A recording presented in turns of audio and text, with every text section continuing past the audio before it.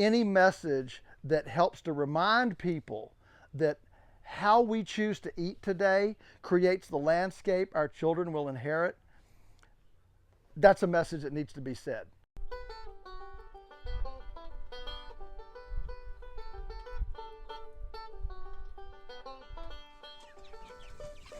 Well, I think the reason that urban agriculture is so important is because ultimately an integrity food system requires proximate production, transparent production, and secure production that we can participate in, that we can viscerally, touch, see, smell, taste, that sort of thing.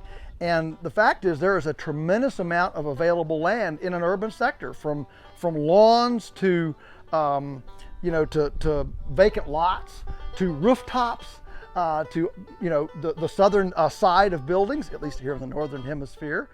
And so there's a tremendous opportunity for solariums and for edible landscaping and for simply production. We have been in need of an integrated food system for a long time, where the food system is actually near where we are. And that's what's driving things like, the backyard chickens, honeybee hives on rooftops and patio gardens, container gardens, or I like to call them pot gardens. But there is a lot of space, and I think another reason, and this is not just urban, but it's just life in general, is that too often our young people grow up too disconnected from this ecological umbilical that we're dependent on. I think too many people have this idea that we're going to be techno glitzy sophisticated as a culture that we can for once and for all sever this relationship with our nest, and we can sail off into some sort of a Star Trek nirvana future, and nobody has to get splinters or calluses or work in the soil anymore. And I think that creating an environment where children can see and participate in food production, because it's close to where they live, in their house, right out the back door, in a community garden, that kind of urban farming proximate gives children an opportunity to participate in something that they've been disconnected with for a very, very long time. I think that our culture right now, in our techno-sophistication, suffers from an elitist mentality. I mean, there are homeowners associations, for example, that preclude an outdoor clothesline because it trashes the neighborhood, as if a washer dryer pulling copious amounts of petroleum-based energy is somehow superior to the ultimate do-it-yourself solar dryer, a clothesline. I realize that's not food, but it speaks to this issue of this kind of condescension that educated, sophisticated people don't grovel in the dirt. There's this kind of condescending spirit, this stereotype of the redneck hillbilly, and so we relegate food production to the non-academic students. I remember like yesterday, when I in high school I told the guidance counselor I wanted to be a farmer, and she just went into this tirade of wasted brains and wasted potential, because smart people don't become farmers. And I think that is an urban, that's an urban misnomer, that A, farming is for dummies, and B, that we can actually have a nutrient-dense integrity food system when we relegate its production to the fringes of society. And I think that when we value that enough to say, we want this food production to be front and center. That's as important as the high school football stadium. That's as important as the Disney vacation. When we put that front and center, then we actually begin to learn enough and know enough and participate enough to have some wisdom and knowledge and understanding about the fuel that we feed our bodies. A lot of people are more interested in the purity of the fuel for their car than the purity of the fuel for our bodies. And yet, we each have a 3 trillion member internal community here that we're responsible for, not somebody else, me. I am the gateway, into this 3 trillion member community. And I'd better be listening to what they want. And they don't want Twinkies and Cheerios and Velveeta cheese. They want food that will rot. They want food that is fresh, not spoiled, that's nutrient dense, that's not chemical to death, food that you can pronounce. That's the kind of food that this internal community wants. And we have a much better chance of ensuring that kind of food gets there when we have some sort of a relationship with that food. And a relationship is a lot easier to maintain when it's nearby than when it's far away. Most food is picked very immature and stored for a long period of time. I mean, even fresh produce, and comes from a long distance. It's warehoused in places of dubious, who knows what's going on there. And so, food security has always involved food that's in the community.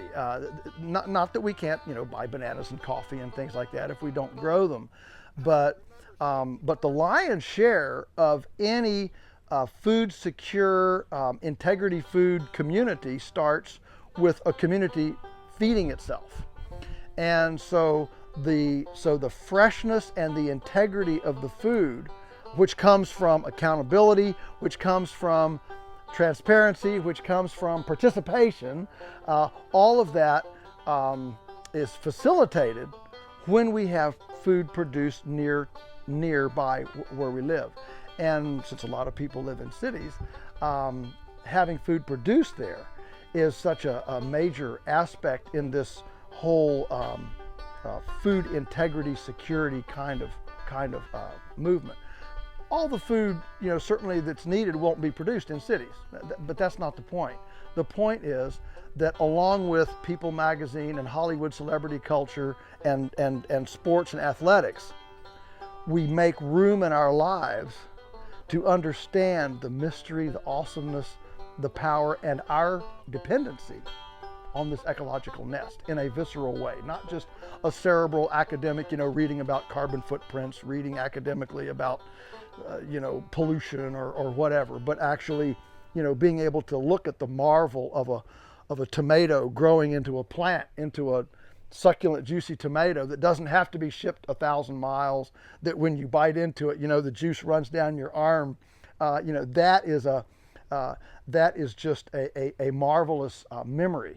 And that's something that, grandparents and children and parents and children can share. And it creates an awareness culture, if you will, about this nest that we live in. When we talk about creating places that nest into our ecological womb, if you will, what we need to do, rather than giving big tax concessions to attracting industry, for example, why couldn't we give tax concessions for people who put solariums on their houses that can grow food in the off season and heat passively solar that house? Give them a property tax break for a couple of years. I mean, we don't have any problem, concessionizing $2 million of tax concessions for a big industry that moves into a community. Well, how about spreading all of that tax concession out to people who get the whole energy food production deal and say, okay, we'll put a solarium on our house, and take that tax credit. Now we don't have to buy so much petroleum. Now we don't have to buy shipped in food from far away. That's just a real simple thing that can be done. How about encouraging living roofs, for example? I've been on numerous living roofs where you actually make the slant less and put on perlite and compost and dirt and grow gardens on roofs. Now you can shut off the air conditioner because you don't have to, because the plants and the like R100 cools the house way down. And so now you can shut off the air conditioner. Now we don't have to buy energy for that. and you're growing food on the rooftop, and you hook up your exercise bicycle to a pump that takes roof runoff that goes into a cistern, pumps the water back up to a drip irrigation on the roof, and now we don't have wastewater because we're using the water on site on a roof. I mean, these are all very, very doable, low-tech kind of systems that can actually wean a community away from energy dependency, food dependency, if you start actually eating better, you don't have to go to the doctor as much. Medical dependency, all right? Aren't these as good as development growth? And making sure that all these sectors, we spend more on them.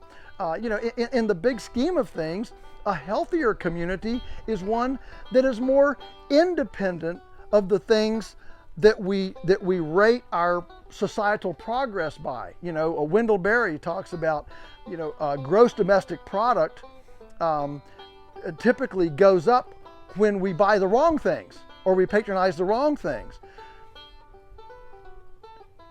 A sustainable, regenerative community and economy actually decentralizes wealth and makes wealth a less visible thing.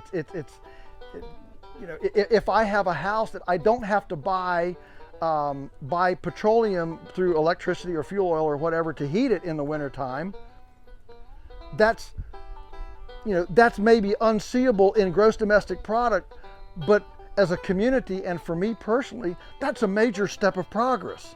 And so I think that sometimes governing bodies, if they could sit down and actually forget about the tax base, forget about having to build a new school or whatever, and just say, what policies would actually create a resilient, sustainable, regenerative community?